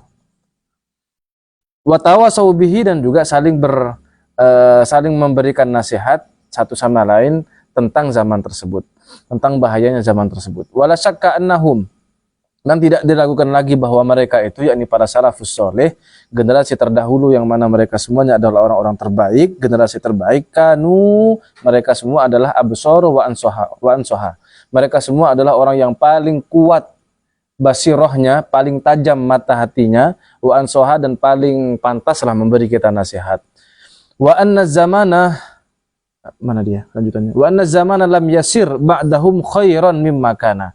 Dan sesungguhnya zaman tersebut, ya setelah zaman itu tidak ada yang lebih baik lagi. Artinya setelah zamannya mereka itu, yakni zamannya para salaf itu selesai, setelahnya itu tidak ada yang lebih baik lagi mimma kana, ya sebagaimana seharusnya. Padahal di zaman sahabat sudah sengeri itu. Mereka memberikan perhatian, mereka memberikan wanti-wanti, mereka memperingati kita. Apalagi di zaman sekarang, yang mana zaman sekarang sudah pasti tidak lebih baik daripada zaman dahulu. Bal huwa asyarru minhu wa amarru, bahkan lebih buruk dan juga lebih pahit lagi. Wa hadza ma dzukira an Yusuf bin Asbatin annahu qala. Hal itu sebagaimana yang telah diceritakan, disampaikan oleh dari Yusuf bin Asbat, bahwa beliau menyatakan sami'tu ats-Tsauriyya yaqulu. Aku mendengar dari salah seorang tabi'in ini, tabi'ut tabi'in, yakni Sufyan Ats-Tsauri, yang mana beliau itu dalam catatan saya termasuk salah satu tabi'ut tabi'in, di sini juga ada di syarahnya. Beliau termasuk imaman fi ilmil hadis, beliau salah satu imam besar dalam ilmu hadis yang lahir tahun 96 Hijriah, wafatnya tahun 161 Hijriah, lahirnya di Kufah, meninggalnya di Basrah. Ini satu generasi dengan Imam Malik bin Anas, tabi'ut tabi'in juga, imam hadis juga, bahkan Imam Malik menulis kitab Al-Muwatta. Lahirnya 93 Hijriah, meninggalnya 179 Hijriah, tapi beda tempat. Kalau tadi Imam Sufyan Ats-Tsauri itu Kufah dan Basrah meninggalnya, sedangkan Imam Malik bin Anas ini di Madinah, ya. Jadi beda tempat saja. Yang mana di sini dijelaskan bahwa beliau, yakni siapa tadi namanya, Yusuf bin Asbat, itu mendengar bahwa Imam Sufyan Ats-Tsauri itu menyatakan, wallahi, demi Allah, alladzi la ilaha illa huwa, tidak ada Tuhan selain Dia, laqad halatil uzlatu, sungguh beliau itu telah mana tadi, beliau mengatakan, demi Allah, sungguh telah terjadi, telah dimulai apa al-uzlatu, uzlah itu fi hadzal zaman, dalam zaman ini. Qultu, kemudian aku berkomentar, yakni Yusuf bin Asbat, tabi'ut tabi'in. Kemudian aku berkomentar, wa qultu ana la in halat fi zamanihi. Siapa nih ya? Qultu ini siapa ya? Bentar, saya lihat di sarahnya dulu. Kultu. Pengarang, Ustaz. Oh iya, pengarangnya, bukan Yusuf bin Asbat. Kultu. Imam Al-Ghazali kemudian memberikan komentar bahwa kalau di zaman itu saja sudah dimulai, sudah terjadi zaman yang seharusnya melakukan uzlah, fa fi zamanina hadza wajabat wafturidot. Kalau begitu di zaman kita ini sudah wajib, sudah difardukan kalau begitu, kata Imam Al-Ghazali. Karena perbandingannya tadi, setelah zaman atau generasi salaf itu, setelah zaman itu sudah tidak ada zaman yang lebih baik lagi. Pasti yang lebih baik di zaman itu, apalagi zaman sekarang ini jauh lebih buruk. Kalau di zaman itu sudah dianjurkan, sudah mulai kita harus beruzlah, apalagi di zaman yang sekarang ini. Wa an Sufyan Ats-Tsauri aidon, diceritakan juga dari Imam Sufyan Ats-Tsauri, annahu kataba ila Abbadil Khawas rahimahumullah, yang mana beliau menulis satu surat kepada salah seorang bernama Abbad Al-Khawas rahimahumullah, semoga Allah merahmati mereka berdua. Amma ba'd, yang isi suratnya adalah muqaddimah dan seterusnya, lalu amma ba'd fa innaka fi zamanin kana ashabu Muhammadin sallallahu alaihi wasallam yata'awwaduna billah. Sesungguhnya engkau itu sudah hidup dalam satu zaman di mana para sahabatnya Nabi Muhammad SAW, para sahabat itu sudah berlindung, memohon perlindungan kepada Allah Subhanahu Wa Taala min ayyudriku, dari ketika menjumpai zaman tersebut. Fima balagona, seperti berita yang telah kami sampaikan, yang telah sampai kepada kami, walahum, dan juga kepada mereka para sahabat, minal ilm, dari ilmu. Jadi kita semua ini, kamu, kata Imam Sufyan Ats-Tsauri, sudah sampai di satu zaman di mana zaman tersebut adalah zaman yang sudah digambarkan oleh Nabi dan juga para sahabatnya, sudah sampai ilmunya kepada kami dan juga kepada para sahabat itu, bahwa zaman tersebut adalah zaman yang seharusnya kita melakukan uzlah atau tafarrud. Ma laisa lana fa kaifa bina hina adraknahu. Ya, jadi kami tidak tahu harus melakukan apa dan bagaimana saat berhadapan dengan zaman tersebut. Ala qillati ilmin wa qillati sabrin wa qillati a'wani 'alal khair. Karena minimnya pengetahuan, minimnya kesabaran, dan minimnya saling membantu satu dengan yang lain dalam hal kebaikan. Kalau para sahabat waktu itu masih luas pengetahuannya, masih dalam kesabarannya, dan masih erat kohesi sosialnya atau saling menolong satu dengan yang lain dalam hal kebaikan, apalagi kita di zaman kita yang sudah minim sekali dalam hal ilmu, kesabaran, dan juga saling tolong menolong dalam kebaikan. Wa kadarin minad dunya, dan juga polusi spiritual atau kotor-kotornya dunia itu, wa fasadin minan nas, dan juga di zaman di mana dunia manusia pada saat itu sudah sangat rusak sekali. Fa inna Umar bin Khattab radhiyallahu anhu qala, kemudian sesungguhnya Sayyidina Umar bin Khattab, Alaika bil amri. tidak ada? Fa'alaika bil amril awwal. Mana? Ada. Alaika bil amri al-awwal wa alaika bil uzlah Terus? wa tarkil jadal. Oh, berarti kita diperintahkan mana tadi? Untuk mengambil Untuk melakukan yang pertama. Untuk melakukan yang pertama, yakni melakukan uzlah tersebut, Wa tarkil jadal meninggalkan perdebatan, dan juga tidak bergaul dengan manusia. Baru kemudian fa'inna Umar.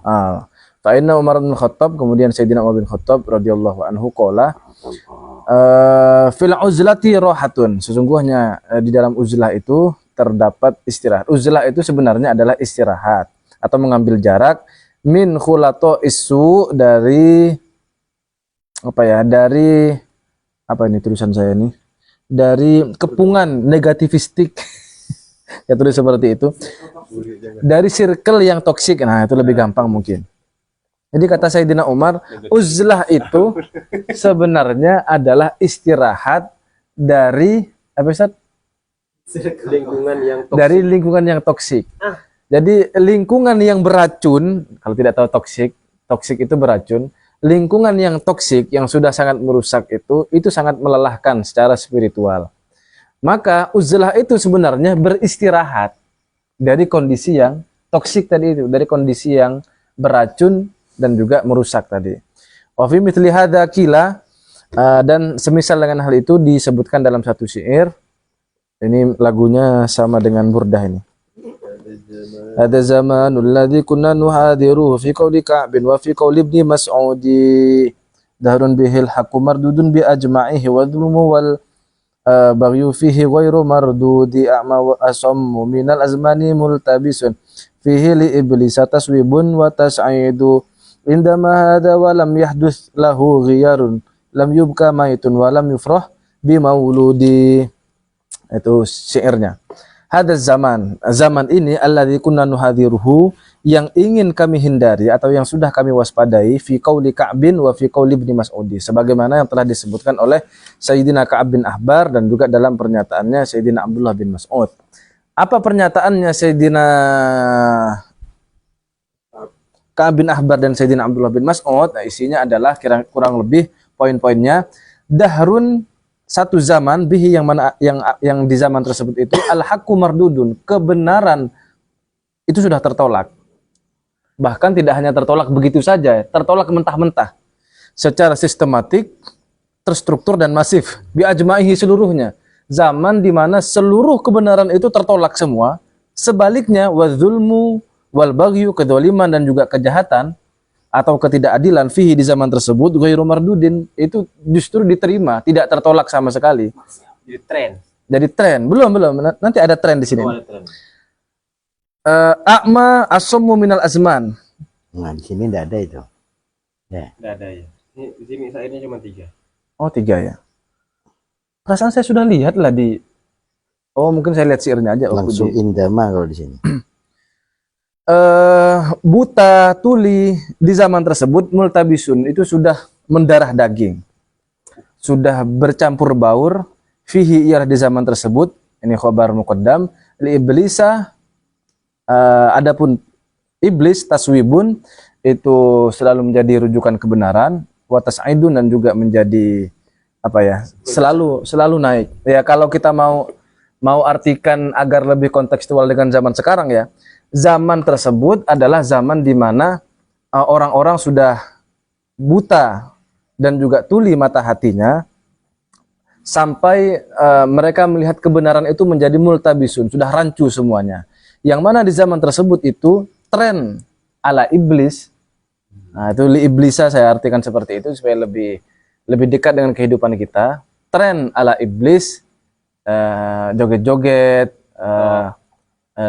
ya joget-joget ala TikTok, itulah standar-standar yang seperti itu menjadi taswibun, menjadi standar kebenaran di satu sisi, dan juga watas idu menjadi standar trending. Ini gimana nih? Kita mau buat acara nih, gimana? Adakan baca kitab enggak? Enggak usah, ganti joget aja. Ah, itu misalnya. Indah mahada. Kalau zaman ini terus-terusan dinormalisasi, apalagi oleh lembaga-lembaga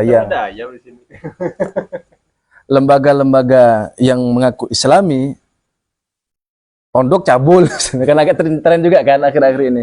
Kalau itu terus dinormalisasi, walam yahdud lahu ghiyarun, dan tidak dirubah dengan sesuatu yang lain atau tidak diperbarui dengan sesuatu yang dapat merubahnya, artinya kita harus membuat counter culture ya, budaya tanding. Kalau misalnya di TikTok itu trennya adalah joget-joget, maka sekarang kita harus membuat counter culture-nya atau budaya tandingnya dengan ya konten-konten yang bermanfaat.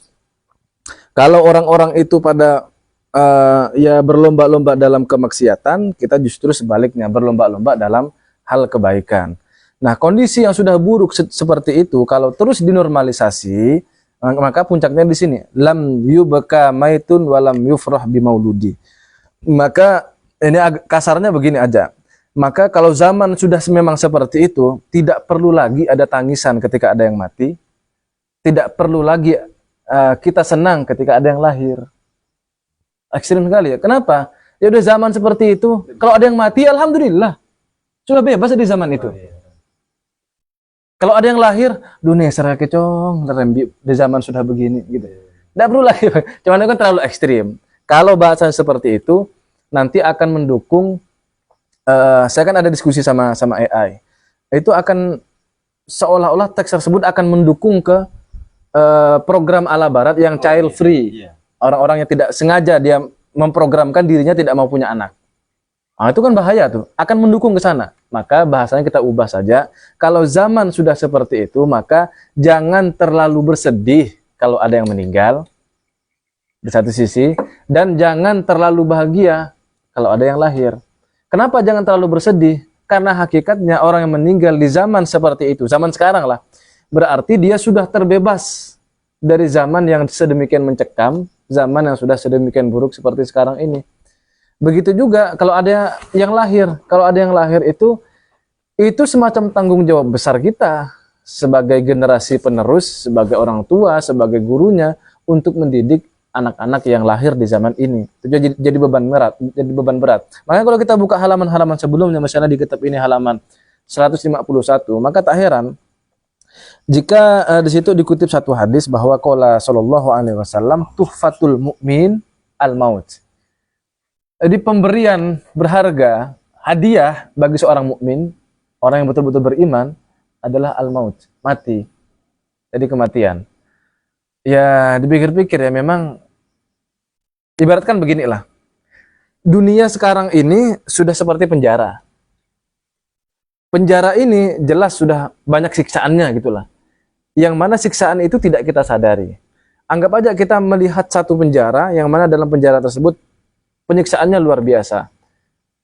Lalu ada orang yang keluar dari penjara tersebut. Harusnya sedih atau senang? Ya kan harusnya senang gitu. Alhamdulillah sudah keluar orang itu. Ada orang keluar dari dunia di zaman seperti sekarang. Yang mana zaman ini ibaratkan adalah penjara. Keluar dari zaman ini seharusnya kita senang. Alhamdulillah ada yang meninggal. Begitu juga kalau ada yang lahir dalam penjara. Masa kita mau senang? Ya di satu sisi oke lah. ada generasi penerus, oke. Tapi sayangnya dia itu lahir di tempat yang kurang baik, di penjara misalnya, lahir di tempat yang di zaman yang seperti ini. Aduh, itu beban moral juga kadang. Ya, saya mau mendidik begini, istri mau mendidik begini, atau istri mau mendidik begini, kita sebagai suaminya yang kurang becus misalnya mau mendidik yang lain, bisa kebalik-balik tuh. Kadang suami istri sudah oke, dititipkan ke pamannya, dititipkan ke bibinya kurang oke. Kadang bibi dan pamannya sudah oke, ke siapanya? Ke mertuanya misalnya yang kurang oke. Kadang enggak gitu, sewa babysitter diikat semua. yang lagi viral tuh kan. Ya susah, karena zamannya sekarang sudah serba susah. Jangan jauh-jauh lah, kita sendiri aja sebagai orang tua susah mau mencetak generasi. Jangan orang lain, jangan anak, kita sendiri aja mengurusi diri kita sendiri itu susah. Lalu apa solusinya? Solusinya adalah tafarrud, uzlah. Nah, ya minimal bukan secara fisik tapi secara spiritual. Ya salah satunya adalah tempat ngaji. Namanya uzlah kan tidak mungkin rame. Nah, ngaji seperti ini tidak mungkin rame. Jadi tidak masalah. Zaman dulu berarti, di zaman dulu. Ya namanya kita ini memang sedang menyepi, melawan arus di mana orang-orang suka gemerlap duniawi, dan kita sedang melawan arus itu, berarti memang sedang menyepi kita ini, sedang beruzlah sekarang ini, sedang melakukan tafarruq. Memang tentang hati uzlah. Tidak harus tentang fisik. Iya. Kita lagi-lagi relate dengan kajian Mas Agung barusan tentang hadis al halal bayyinun wal haram bayyinun. Itu kan penghujungnya merujuk ke mubghah yang harus diperbaiki. Ketika hati baik, maka seluruh jasad baik. Iya. Ternyata itu nanti arahnya di antara 9 sholahul qalb. Cara untuk mensholahul qalb. Lagi-lagi disebutkan al-uzlatu an ahlil jahli. Fixnya adib. Al-uzlatu an ahlil jahli. Al-ahlil jahli. Ya, yang diuzlah itu yang ahlil jahli. Yang orang-orang yang banyak tidak tahunya. Sama yang ke-8 tarkul khawd finnas. Terlalu menyelam, terlalu interaksinya itu betul-betul bertemu banyak manusia. Tapi digarisbawahi ini tentang hati gitu ya. Iya. Tidak sehutan itu. Iya, tapi juga perlu digarisbawahi, kita harus moderat dalam hal ini. Di satu sisi memang ini kita berbicara tentang hati. Yang paling penting itu adalah mengisolasi, menguzlahkan hati dari keramaian orang. Intinya kan di sana. Cuman seringkali karena kita ini makhluk fisik, makhluk sosial, seringkali kita mau menguzlahkan hati saja, fisik tidak usah. Tapi dampaknya susah juga. Sama seperti orang yang baru keluar dari pesantren nih. Mondoknya juga ya gitu-gitu aja lah. Terus enggak apa-apa kok kawan saya ini, nanti saya mau berdakwah dengan dia. Ujung-ujungnya ngikut. Gitu, sama seperti itulah. Memang sebenarnya ini kita berbicara tentang hati. Cuman ya kalau itu susah, ya diikuti dengan fisiknya. Kalau enggak bisa seluruhnya, ya jangan tinggalkan seluruhnya gitu kan. Kita mau uzlah betul-betul di gua sendiri atau di rumah sendiri, susah. Ya kalau enggak bisa itu ya minimal ya kita bergaul seperlunya aja lah gitu. Ya, dengan membatasi tadi solusinya adalah selain uzlah an ahlil jahli, yang mujalah satu solusi. Itu dia. Jadi kita uzlahnya itu dari orang-orang yang toksik gitu aja lah ya. Dengan mempersempit pergaulan kita dengan orang-orang yang ahli ilmu, orang-orang yang soleh, sehingga dengan bergaul dengan mereka tidak menurunkan kualitas hati, justru menaikkan kualitas hati. Sehingga terciptalah generasi al-ghuraba. Iya, maka ya kita jangan asing kalau kita ini adalah termasuk orang-orang yang ghuraba. Sudah mia.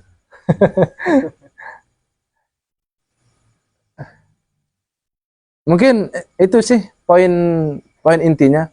Yang jelas kita memang harus menyesuaikan dengan zaman. Jangan terlalu kita ekstrim mengikuti zaman, tapi kita juga tidak terlalu ekstrim menolak zaman. Karena salah satu kalimat populer dalam tasawuf itu kan as-sufi ibnu waktihi. Sufi itu kan anak zamannya. Artinya dimanapun dia hidup atau di zaman apapun dia hidup, dia selalu bisa menyesuaikan diri. Kalau dia hidup di zaman sekarang ini, menjadi sufi bukan berarti tidak peduli dengan teknologi, tidak peduli dengan pergaulan, tidak peduli dengan tren-tren ala culture anak-anak muda, tapi menyaring itu semua, mana yang baik, mana yang buruk. Yang baik tetap dipakai untuk menggait anak-anak muda misalnya, yang buruk ya jelas tinggalkan sama sekali.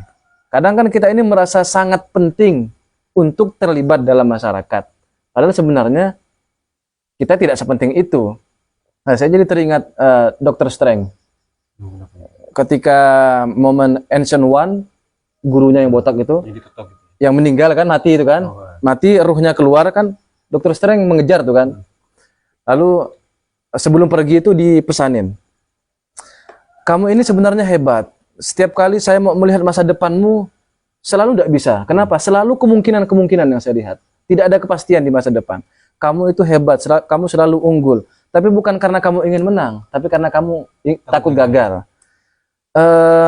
Dari kehebatan kamu semua itu, ada satu hal yang paling dasar yang kamu lupakan. Apa itu, kata Dr. Strange? Itu bukan tentangmu. Gitu. Kira-kira begitulah. It's not about you, kira-kira begitu. Ini bukan tentang kamu. Artinya apa? Terkadang kita itu merasa penting untuk selalu terlibat dalam setiap kegiatan bermasyarakat. Lalu ketika kita terjun dalam semua hal, justru kita malah bercampur dengan orang-orang yang tidak benar, lalu terbawa tren-tren yang ala iblis tadi itu, dan itu berbahaya. Desain. Ya? Resign apanya itu? Nah, kira-kira begitulah pembahasan kita pada malam hari ini berkaitan dengan anjuran. Lagi-lagi ini adalah anjuran untuk uzlah. Kalau kita tidak bisa uzlah secara total, minimal uzlah dari hal-hal yang bisa kita lakukan. Masih banyak ini sebenarnya, ini ke belakang ini masih berbicara tentang riwayat-riwayat para salaf kayaknya sampai selesai nanti ini di bagian yang kedua. Ini untuk menguatkan dalil betapa Rasulullah sendiri, kemudian sahabatnya, bahkan generasi salaf juga itu sudah memperingati dari jauh-jauh hari. Dan itu menunjukkan bahwa peringatan itu penting. Wallahu a'lam bishawab, mungkin itu yang bisa saya sampaikan. Wallahu a'la wa a'lam gitu. Kita kembalikan ke qori utamanya. Oke, baik. Terima kasih. Jadi kalau saya lihat tadi kajian kita itu sangat ada korelasinya, Ustaz. Jadi biar kita bisa bahagia dengan segala kenikmatan di surga, maka mula-mula perbaikilah wudhunya, dan hindarilah berkumpul dengan orang-orang yang apa tadi, Ustaz Bayu? Jahil. Orang-orang yang jahil gitu. Semoga usaha kita pada malam hari ini dan seterusnya dihitung sebagai amal yang baik. Amin, amin. Dihitung juga sebagai bentuk upaya kita untuk uzlah dari dunia-dunia yang sudah tidak baik-baik saja. Allahumma fiq ila qawmit thoriq. Wassalamualaikum warahmatullahi wabarakatuh. Waalaikumsalam warahmatullahi wabarakatuh.